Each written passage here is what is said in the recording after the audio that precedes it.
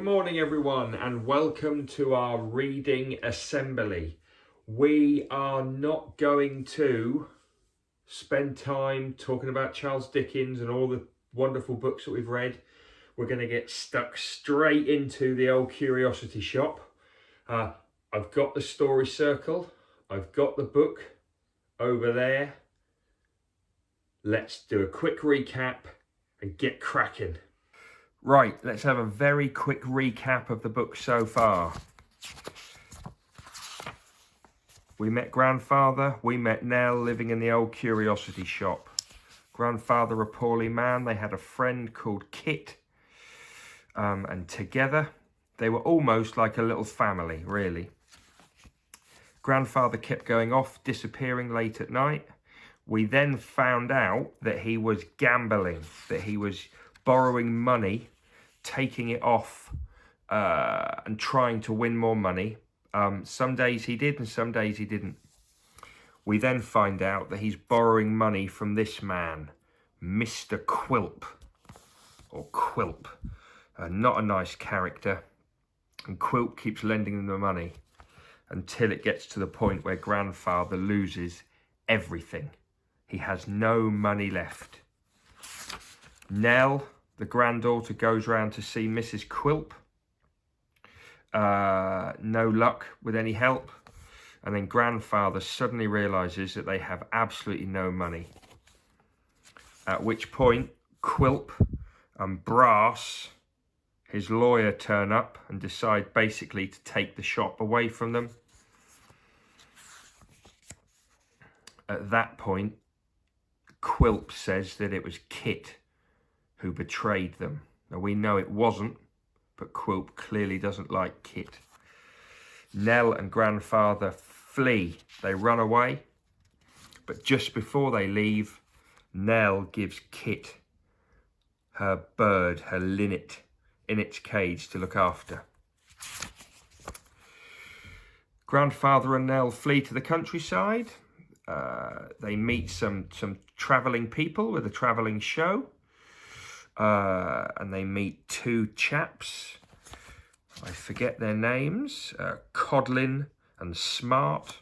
And they come up with a plan to try and almost capture Nell and Grandfather because they think they're going to get money for them. And at that point, Nell decides to escape again. They find an old schoolhouse where the headmaster is. He's a very sad man because one of his children at the school has recently died. So they move on again, and then they come across Mrs. Jarley, who they met before at the fair. And Mrs. Jarley talks about Codlin and Smart as being crooks and thieves. And then Grandfather sees some men playing cards in an inn, like a pub. And all of a sudden, his addiction comes back and he wants to play cards. He loses the little bit of money that Nell has.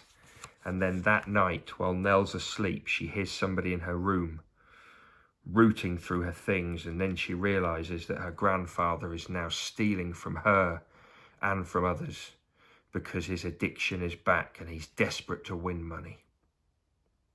So they decide to move on again. Back in London, Kit worried about Nell. Day after day, as he fed her bird, he thought of her and hoped for her safe return. After Nell's departure, he'd been fortunate to find new employment almost immediately. Mr. and Mrs. Garland were gentle, elderly people. They offered Kit a secure and comfortable home and a steady income, which he sent home to his mother and younger brothers. Whenever he could, he wandered slowly past the deserted curiosity shop, half expecting to see Nell's face at the window. Early one morning, passing the shop's boarded door, Kit almost bumped into Quilp. The piece of ugliness stared at him in surprise. "Oh, how well dressed you are," Quilp sneered. "Did little Nell send you some money, eh?"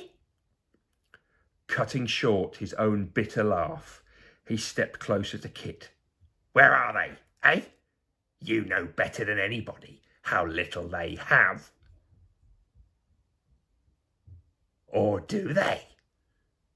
I think they have more money than what you think, he said. Why do you need them? Said Kit. What interest could you have in finding them again? No interest, other than to hinder them further if I get the chance. I hate you virtuous people, Quilp growled.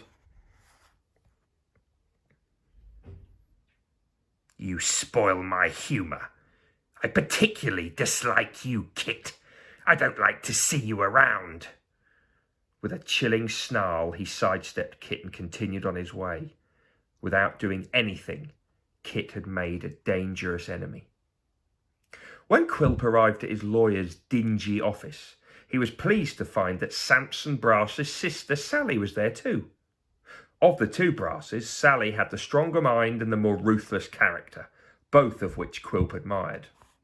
The prop and pillar of the brass business, she oversaw all the plotting, intrigues and ever-increasing costs which accompany the slippery, eel-like crawlings of the law. Quilp had two matters he wished to settle with his lawyer. The first involved a young man who was sitting in the corner of the office. Ah, smiled Quilp, I see that you've already met my intimate friend, Mr. Swiveller. Rather surprised to be so described by Quilp, Swiveller was keen to build upon the introduction. The wing of Mr. Quilp's friendship never molts a feather, he observed eloquently. Seeing the perplexed, that means confused, faces of those around him, he wondered whether the problem might be his clothes. I'm sorry I'm so negligent in my dress, he smiled. Last night I was very drunk. Still they stared. The weather is a little better now, observed Swiveller. Last week was a fine week for ducks. Quilp laughed. Ha ha, Swiveller needs a steady job, Brass. What do you think of your new clerk? Brass's eyebrows were raised in wonder. He had an extraordinary flow of language, Mr. Quilp. Quite beautiful, really. Quilp was satisfied. Young Dick Swiveller would make a satisfactory clerk for Brass, but the real benefit would be Quilp's. Quilp liked to be in control, and it might prove helpful some day to have Swiveller's eyes on his affairs at the lawyer's. This being Monday morning, Mr. Swiveller can start at once, said Quilp to the Brasses. Off you go, young Dick Swiveller. Get your things together to set up your desk. Closing the door behind him, he drew Sally and Samson Brass closer. There's another matter for you, he said in a low voice. You know that boy Kit? I hate him. Get him out of my way. I don't care how you do it. Just make sure I don't see him again. When Quilp had left, Sally Brass looked firmly at her brother. We have to do what Quilp says. After all, as our main client, he brings us the most of our business. Her brother was about to reply when the office door opened and Dick Swiveller reappeared. One pen behind each ear and another in his mouth, he set about his duties with the cheerful ease of an irresponsible clerk. Now we're back to Nell and grandfather. Nell could no longer share responsibility for their fate with her grandfather. From now on, she must think for them both. Sometimes he was petulant, accusing her of keeping him poor and driving him mad. Then he would look at her thin, anxious face, ragged clothes and swollen feet, and sigh, "Oh, poor homeless, motherless child." Sometimes they walked. Sometimes they would accept an offer of a ride in a cart or on a canal boat. After several days, weak with hunger and exhaustion, they arrived in a great manufacturing town. It was a terrible, dark place where engines writhed and pounded like tortured monsters, making the ground tremble. That is brilliant description there by Dickens. Ugly chimneys poured out a plague of choking smoke. At night the town resembled hell. Fires burned and beggars cried. Terrified and bewildered, Nell longed for the freedom of pure air and open spaces. Too exhausted to eat the little food they had, she feared illness more than anything else. Late one evening, hungry, weak, and with painful feet, she almost stumbled into a smartly dressed man carrying a large box. Nell looked up at his face. With a gasp of surprise, she fell down at the man's feet. It was the schoolmaster. Right, we're going to finish there. Quite a lot has happened. Next week we'll have a quick recap on all of that. I think we've probably got 1 week left and we've done the old Curiosity Shop. What a great story. Happy birthday, William, year 1, 6 today. Happy birthday, Eloise, in year 4. Hope you've had a great day so far. Lots of fun left to come. Happy birthday for yesterday, Mrs. Greenwood. And also happy birthday for yesterday, Renesmee, in year 3, who's also, I've heard, now a shoelace and bike riding champion. Also, quick heads up for Lila in Foundation. I want to hear stories about you working really hard at home. And I want your family to send me an email, tell me how you're getting on. Okay, think we're done.